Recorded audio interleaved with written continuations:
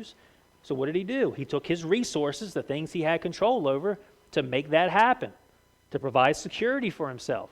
The guy says he did what he had to do, right?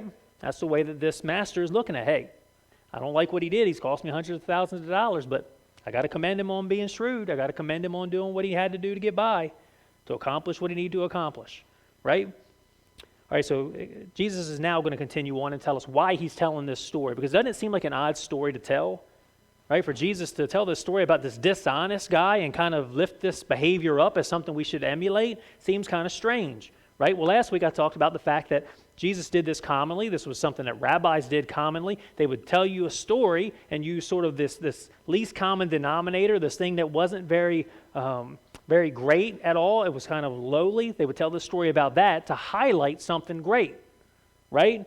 So they would say, man, if this is true, then this must be true, right? If I tried to tell you that steak is great, right? Steak is great to eat. It's even good at Denny's, right? I would say this Denny's steak is good. Man, but so if Denny's steak is good, imagine what Ruth's Chris Steakhouse is like, right? I would use this thing that maybe isn't all that great to highlight just how great something is over here. And this is what Jesus does, and this is what he's doing in this story. He says, man, if these shrewd people of this world can handle money in a way that helps them accomplish their goal, shouldn't Christians? And this is what Jesus says. For the people of this world are more shrewd in dealing with their own kind than are the people of the light. Now, something that will help us understand that sentence a little bit better, I think, is this. For the people of this world are more shrewd in dealing with their own kind. That word kind, everywhere else in the Scripture is translated as generation. Generation. So when you insert generation in there, I think it makes more sense. For the people of this world are more shrewd in dealing with their own generation, with this generation, with their time here on earth, than Christians are. Okay, that's what he's talking about. The people of the world, the children of the world, are more shrewd at their time here than Christians are. They use their resources more effectively here to accomplish the things that are important to them than Christians do. Okay? Verse 9, I tell you, use worldly wealth to gain friends for yourselves so that when it is gone, you will be welcomed into eternal dwelling. So now Jesus is going to tell us what we should learn from this story. Okay? He's going to say, listen, you should be shrewd. If you're a Christian, you should be more shrewd than the people of this world when it comes to using your money. You should use your money and your material possessions in a way that makes friends for yourselves so that you can all be in eternity. Okay? And it's a little bit clearer in other translations. It says this, use worldly wealth to gain friends for yourself so that when it is gone, when your wealth is gone, when your time on earth is gone, other translations say they will welcome you into eternal dwellings. So you make friends with yourselves. You draw people into the kingdom of God using the resources that God has given you, right? So then you all spend time in eternity. You all spend time with God. Okay, so that's sort of the positive thing from last week. That was the encouragement from last week. Use your money, use your resources, your material things in a way that impacts other people for the kingdom. Okay? Now, today what we're going to do in the next, how many more minutes do I have left? That was a couple. Today what we're going to do is we're going to look at the fact that Jesus says that the people of this world are more shrewd, which means that the people in the kingdom of God are not shrewd. So today we're going to talk about why are we not shrewd? Why do we not use our resources the way that we should? These resources that God has entrusted us with. Why do we not use our material possessions and our money in a way that impacts other people and brings glory to God and draws people into eternity? Why do we not do that? I think Jesus is going to tell us from verses 10 through 15. So we're going to read through it one time, and then we'll go back through it. All right, verse 10.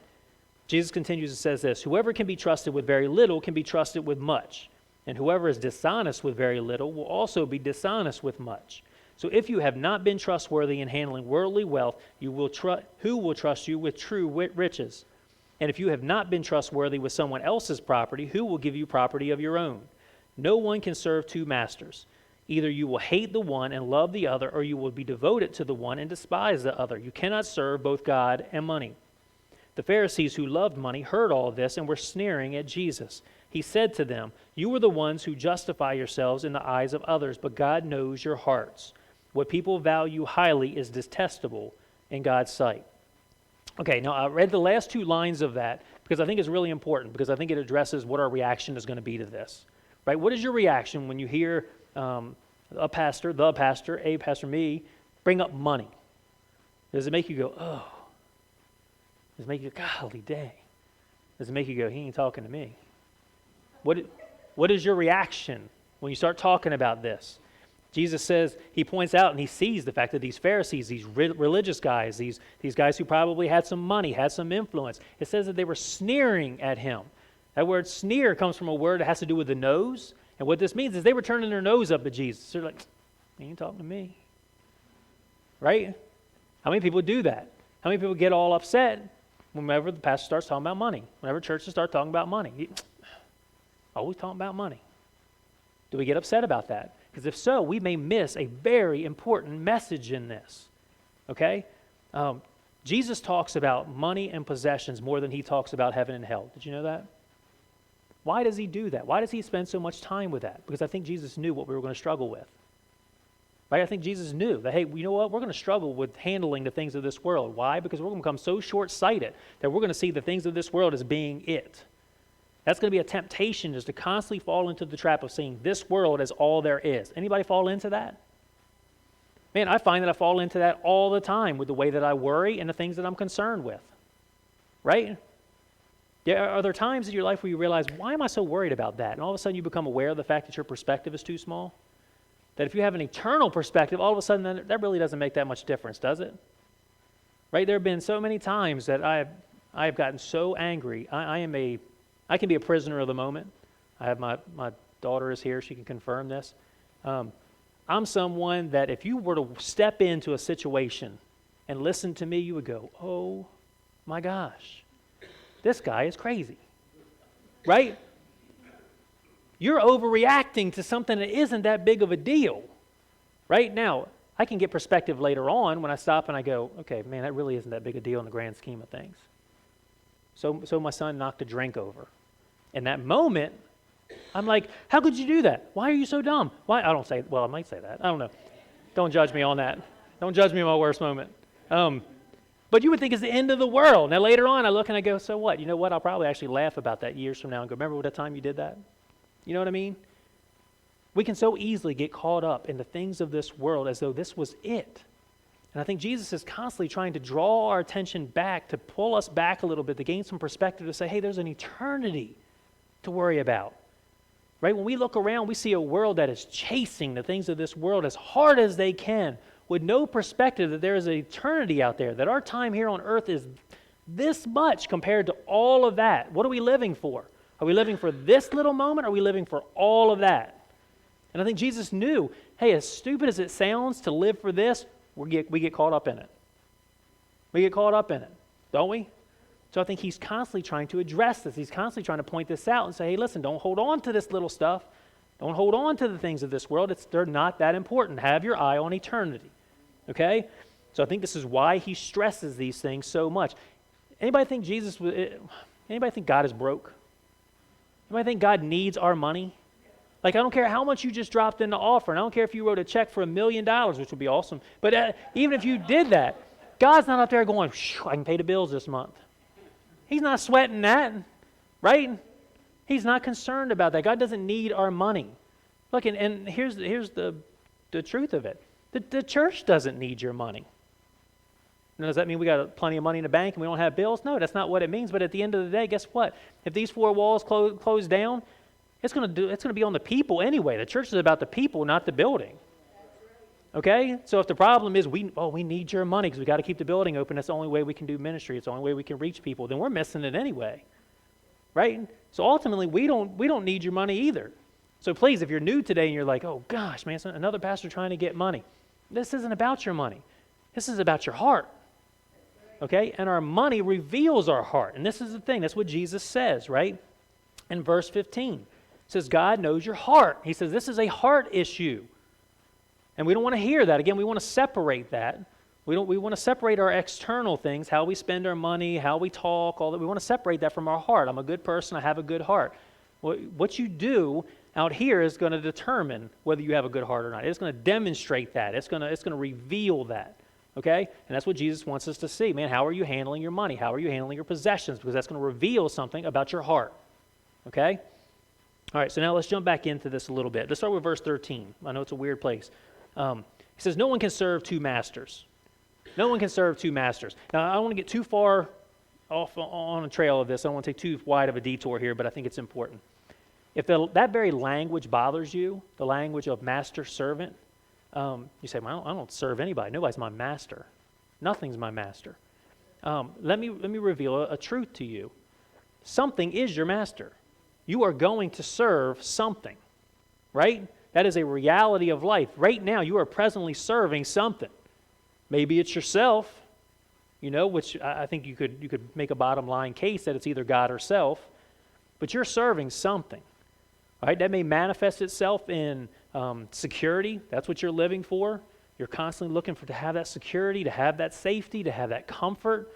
Maybe it's your own happiness that you're chasing, right? Maybe it's relationships. Maybe it's love relationships. There is something that you are devoting your life to, and you will serve that thing. Everything else in your life will be focused on achieving that. All of us, okay? So the question isn't if you're serving something, it's what are you serving?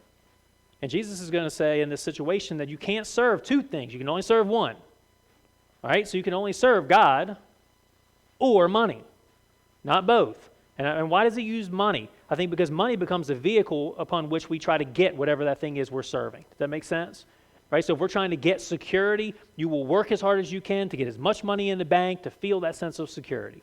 If it is happiness, money will be the vehicle that you try to use to get you to happiness. I'll get all the toys that I can. I'm gonna go on as many trips as I can. So I need to work. I need to make money. I need to have money to accomplish all these things. So I think that's what Jesus is saying. Look, you can't serve God and money. Which one are you serving? Right? He says, because what's going to happen is you're going to love one and hate the other. You'll be devoted to one and not the other. Okay? So Jesus poses this question. Which one are you serving? Serving God or are you serving money? Now, we'll look at James really quick, James 1, before we come back to Luke chapter 16. And it's what James says in chapter 1, verses 5 through 7. He says, if any of you lacks wisdom, and I love the fact that it says that wisdom, we talked last week about the fact that a synonym for the word shrewdly could be wisely. All right? What does it mean to be wise? To be wise is to use the best methods, the best means to accomplish the thing that you desire. Okay? So it is to use your external things, your external resources in the best way to accomplish your internal desires. That's what wisely means. So James says, look, if you want wisdom, if you want to know how to use your resources, if you want to know how best to accomplish the things that you want to set your heart on, you should ask God. Right? You should ask God. He said, who gives generously to all without finding fault, and it will be given to you. But when you ask, you must believe and not doubt, because the one who doubts is like a wave of the sea blown and tossed by the wind. The word doubt there literally means to be of two minds, to go back and forth between two things. That's what the word doubt means. It's not to have this confidence in one thing. It's to have two things that you keep switching positions on. He says, listen, if you doubt, if you go between God and something else, whatever that something else is, then you're doubting. You're not acting in faith. And he says these are the ramifications of acting in doubt. He says that person should not expect to receive anything from the Lord. That's a powerful statement, right? You shouldn't expect to receive anything from the Lord when we doubt. So when we decide to choose something else besides God, even trying to mix God and something else, if we're going back and forth, so on Sunday morning it's all about God, and Monday through Saturday it's all about me, God's going, I'm out. Don't expect to receive any wisdom from me. Don't expect to receive anything from me in that regard, right? God is not going to allow us to serve another master. Why? Because he says you can't. You can't do it, all right? So with that being in mind, let's go back to Luke chapter 16. Verse 10 says, whoever can be trusted with very little can also be trusted with much, and whoever is dishonest with very little will also be dishonest with much. I want to look at a quick parable of this. We won't go through every detail of the parable, but I think it's a parable that Jesus would tell to highlight this particular verse. When Jesus says, man, if you can be trusted with a little bit, you can be trusted with a lot. I think this parable right here shows that, demonstrates that. So let's read through this real quickly. Matthew 25, 14 through 30. It says, again, it will be like a man going on a journey. This is Jesus speaking, who called his servants and entrusted his wealth to him. Sound familiar? We just heard a parable like this. Master entrusting his wealth to a servant. It says, to one he gave 5 bags of gold, to another 2 bags, and to another 1 bag, each according to his ability. I want to stop real quick just to highlight something in this. Your translation may say talents. You may know this as the parable of the talents. A talent wasn't an amount of money. It was a measurement. It was a weight of whatever you were weighing.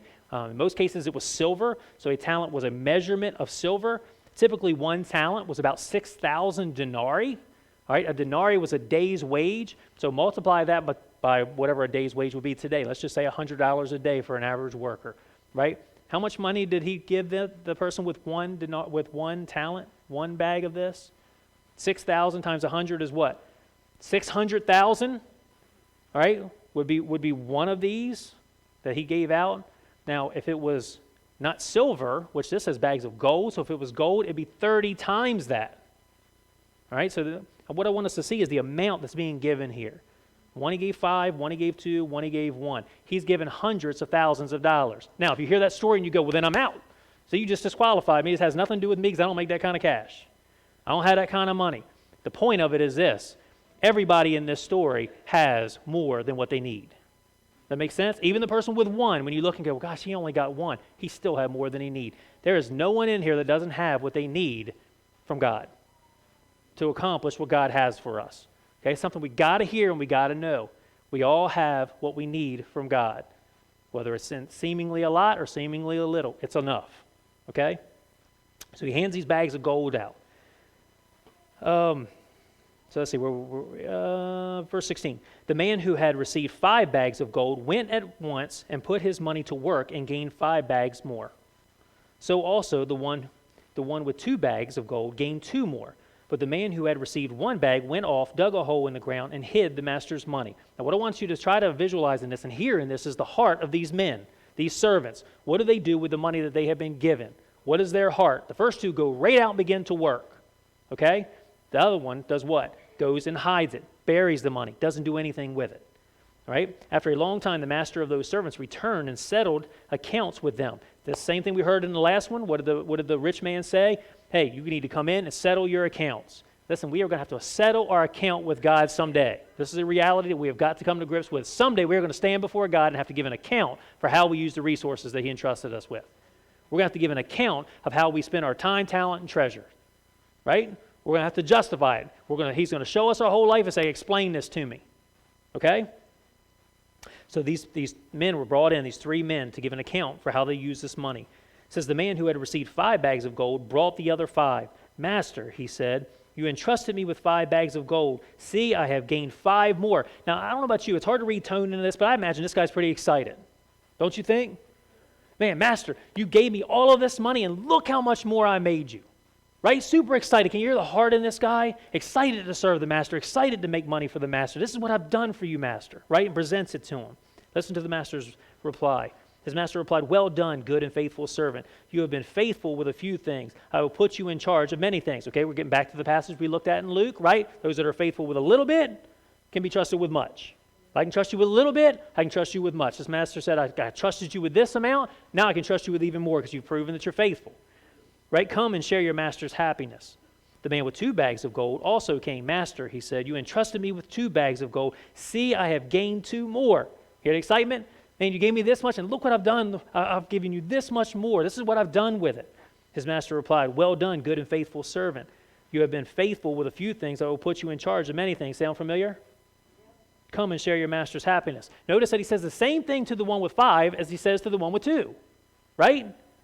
The master's pleasure isn't based on the amount that you have, but what you do with it. Makes sense? He's just as pleased. The reward is just as great. Come in and enjoy your master's happiness. Okay, so it's not about how much you start with. Not even about how much you finish with. It's what do you do with it? What is your heart for what God has given you? Verse 24. Then the man who had received 1 bag of gold came. Master, he said, I knew that you were a hard man, harvesting where you have not sown and gathering where you have not scattered seed. So I was afraid and went out and hid your gold in the ground. See, here is what belongs to you. Hear the difference in attitude? I knew that you're a hard man. He was afraid. There is no love for the master. There is no affection for the master. There is no desire to please the master. There is just fear. I just want to save my own self. I want to secure my own self. I'm not concerned with pleasing my master. His master replied, you wicked, lazy servant. So you knew that I harvest where I have not sown and gather there where I have not scattered seed? Well, then you should have put my money on deposit with the banker so that when I returned, I would have received it back with interest. At least you could have done something with it, he's saying. Done something with it at all. Something that shows you were interested in making some money. Verse 28, so take the bag of gold from him and give it to the one who has 10 bags. For whoever has will be given more, and they will have in abundance. Whoever does not have, even what they have will be taken away from them. And throw that worthless servant outside into the darkness, where there will be weeping and gnashing of teeth. Okay, now, so we hear this in this story. Exactly what Jesus says in Luke chapter 16. Whoever can be trusted with very little can also be trusted with much. Okay, so you hear the promise in that? If you will be faithful with what I give you, even if it's seemingly a little bit, if you will be faithful with that, I will give you more. Anybody here want more? Are you being faithful with what you have? I shared this, I think I shared this with Rick, my neighbor, a couple weeks ago. Man, something my wife and I really struggle with. We're renting a house right now. It's a very nice house. We enjoy living there. We really, really like it. We would like to own our own house. We'd like to have our own house someday. And we wrestle with the fact, okay, Lord, have we been faithful with what you've given us? Why in the world would I expect you to give us more and give us our own house? And we'll talk about that in a minute. When I haven't been faithful with what you've given me. So I think one of the questions here is to ask yourself, have I been faithful with the resources that God has given me? If I truly want more someday, if I have aspirations and dreams of having more, have I been faithful with little? Have you used the resources that God has given you in an effective way, or are you hiding it? Are you burying it? Even worse, are you using it for yourself? All right? Now, there's something else in this that I think is unbelievably important in verse 10. Whoever can be trusted with very little can also be trusted with much, and whoever is dishonest with very little will also be dishonest with much. One of the key things that I think Jesus is saying in this as well is, listen, the amount of money that you have, the amount of possessions that you have, doesn't determine whether you're faithful or not. Does that make sense? How many people think that you would be very faithful with a lot of money? You want to know the biggest indication of whether you'll be faithful with a lot of money? Are you faithful with a little bit of money? I promise you, I do not have anybody in mind when I say this. So if you have said this to me recently, I swear I don't remember and I don't have anybody in mind. I've had so many people that over the years have said, man, if I hit the lottery, the first thing I'm going to do is what? I'm going to build a church. I'm going to buy a church. And that's always part of it. But I've never asked anybody this question, and I probably never would, but I would challenge you to ask yourself this question. What are you doing now? What are you giving now? If you're not faithful with what you have now, even though it's a little, you will not be faithful with a lot. Okay? That is a promise that God is saying here. This is a truth. This is a fact. Getting more will not suddenly make you generous. Getting more will not suddenly make you have a heart for God that you want to give to God. All right? It will not suddenly make you faithful with money. It won't. I've got a couple examples of this. We'll read these really quick. Luke 12, 13 through 21. It says, someone in the crowd said to him, Teacher, tell my brother to divide the inheritance with me. Jesus replied, Man, who appointed me a judge or an arbiter between you?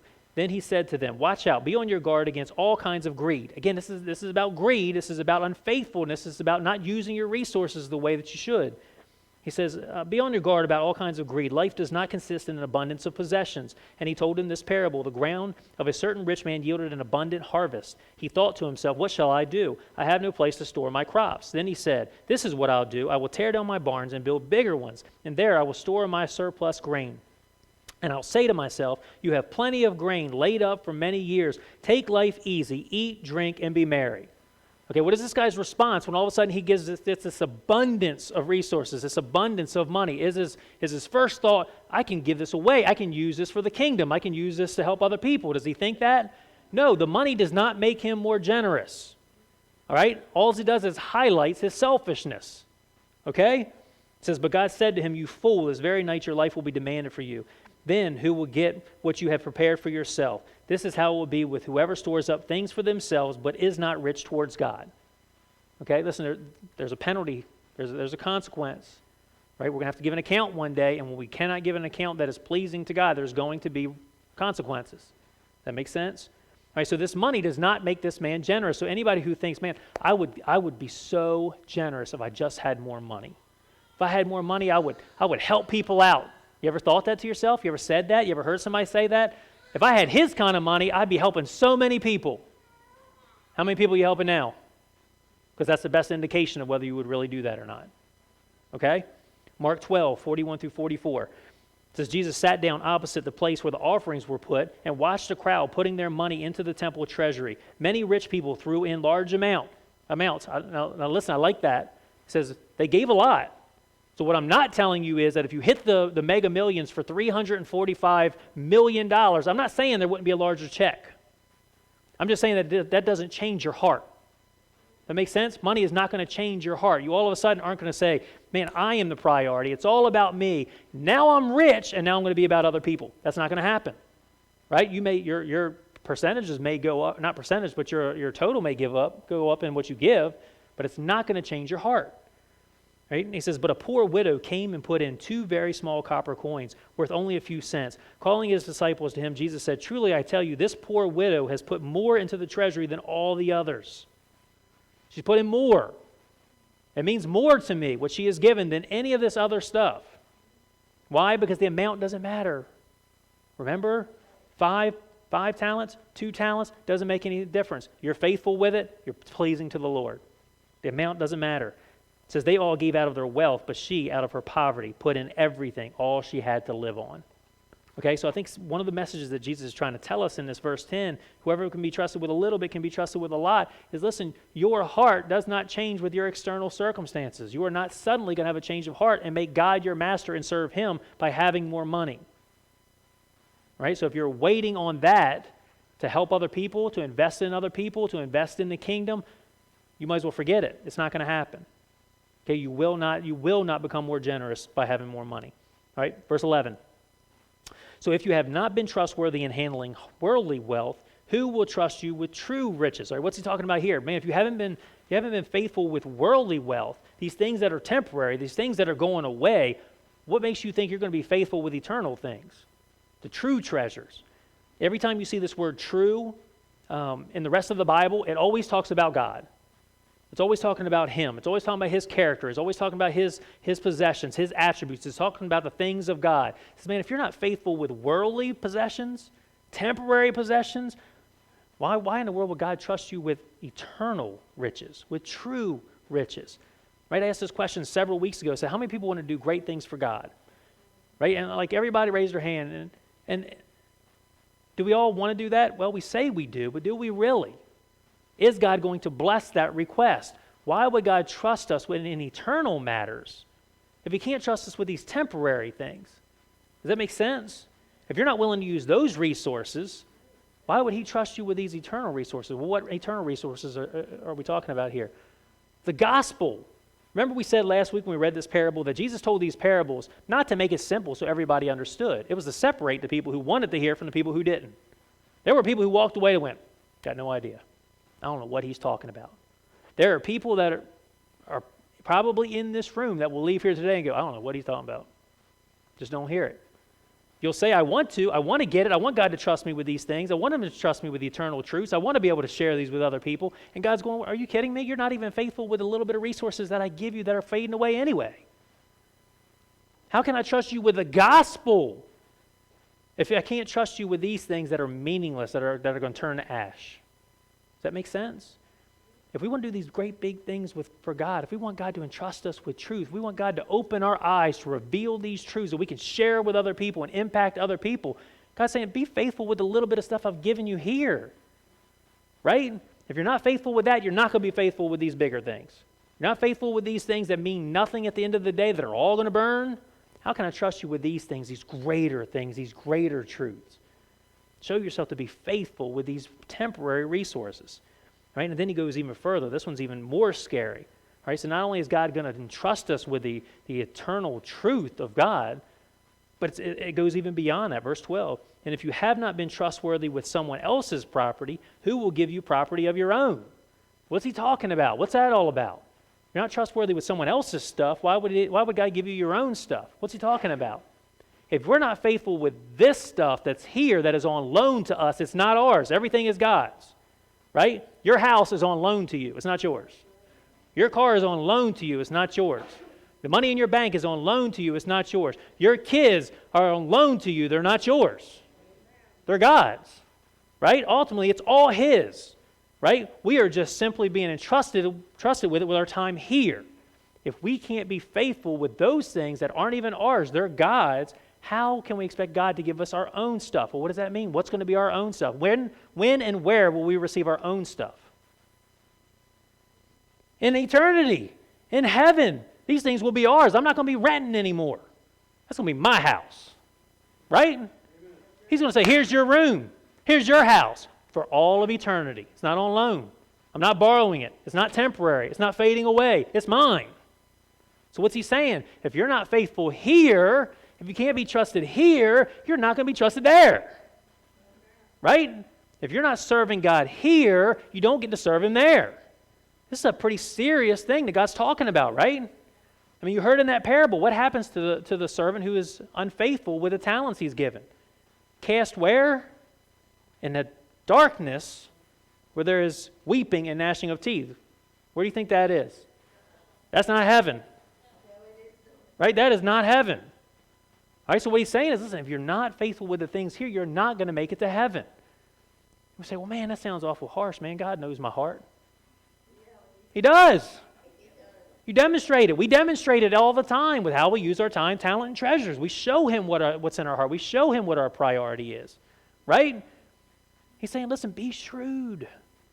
What does that word mean? Match up your externals with your internals. These things should be the same. We can't say, man, I love God, and then with all of our possessions, all of our wealth, all of our time, talent, and treasures, we serve ourselves. We serve something else. Those two things can't be. We can't expect to get anything from God, not in this life or the next. Are we being faithful with what God has entrusted us with now? Are you being faithful with your time? Are you being faithful with your talent? Are you being faithful with your treasures? God has given them to us for a purpose. We have a job to do. What is that? To glorify Him and to help others to do the same. That's what we've been called to do. That is the job the Master has given us. As His servants, our job is to joyfully invest in the things that are important to God. What is important to God? Houses, cars, any of that stuff important to God? People are important to God. Use your resources to invest in people, right? That they can be in relationship with Him and spend eternity with Him. Let's pray. Father, what a hard message. What a difficult message. Because it is so easy to get consumed by the things of this world. It is so easy to fall into the trap that these things will provide the happiness and the security and the comfort that we truly desire. It's so easy to see them as money, as the means to accomplish that. But Lord, we know different. We know different. Those things will never be able to provide what they promise. At the end of the day, they will always let us down. We know that the only source of true comfort, true happiness, true security is You. So I pray, Lord, that we will begin to look and see, where are we putting our confidence? Who are we serving? What master are we serving? Pray that You will reveal our hearts, Lord, and that should be very difficult, because all we need to do is to look at our checkbooks. All we need to do is look at our schedules. All we need to do is look at these external things, and we can see what truly is important to us. It's not what we say. What we say isn't truly what we value. What we do demonstrates what we truly value. So I pray that we would really examine our lives, Lord, see how we're using Your resources. I pray that we will sort of do an inventory right now, that we will give an account now before we have to stand before You in eternity and give an account. That we will look right now and say, man, if I was to stand before You, would I be excited? Like the ones given 5 and 2 talents. They were so excited to show their master what they've done. Lord, would I be excited to show You my checkbook?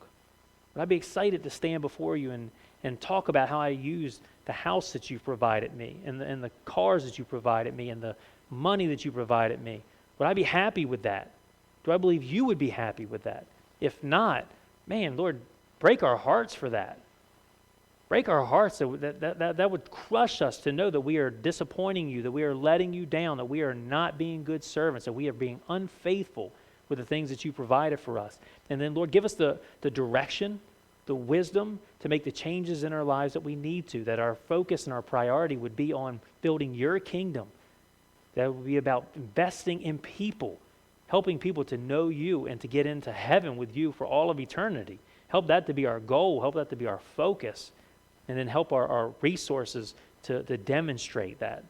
So, Lord, again, you've blessed each and every one of us here today. You've given us all that we need to impact those around us. Help us to be faithful with them. Help us to be faithful with these temporary things, with these lesser things, so that we can be trusted with the greater things of the kingdom. So we do love you this morning, Lord, and we thank you for the blessings that you've bestowed upon us. May, again, we be faithful that we may be even more blessed to accomplish your purposes. So we pray these things, Lord, in